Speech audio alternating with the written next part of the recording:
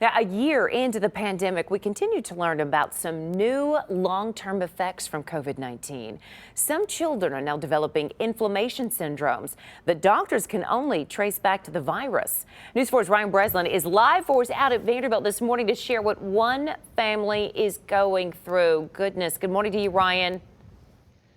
Hey, good morning, Holly. Well, athletes always appear to be the gold standard of perfect health, but as we've seen this virus affect people in many different ways, it turns out teenage football players are not immune to the difficulties. In November, I started showing my first signs of COVID, which at the time I had a very rare symptom. Caden Puckett's rare symptom, a rash all over his body. We really had no idea what this was coming from. After being tested twice, the Shelbyville Central High School football player came back positive for COVID.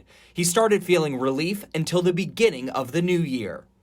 I had extreme fatigue, just didn't feel my normal self, like there was something keeping me down. I actually found MISC online and was like, this is what's wrong with our child.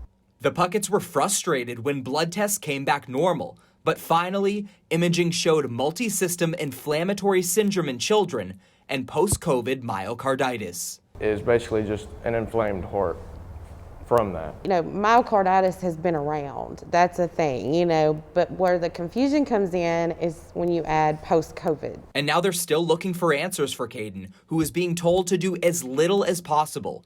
Going to the mailbox needs to be the extent of physical activity. That's a frustrating answer, and that's just give it time is very hard. This is not a life any kid or teenager wants to live, is being in their room every day for half a year. So just to prevent that, please tell anybody you can that something's wrong and keep fighting until you find answers.